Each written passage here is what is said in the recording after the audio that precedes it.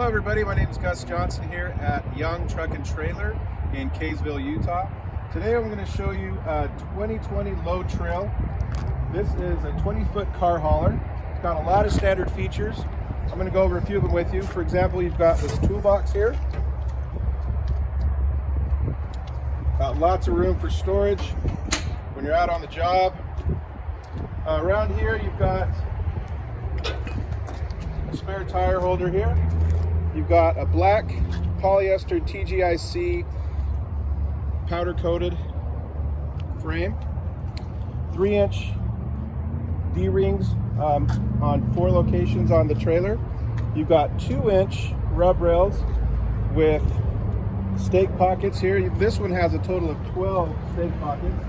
You've got a drive on diamond plate fenders here.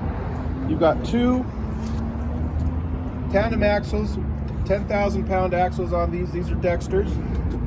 Come around here, you've got your 2 ramps. The ramps tuck up neatly up inside the frame under here, which is awesome. They're very light also. Come around here, you'll notice you have LED lighting throughout.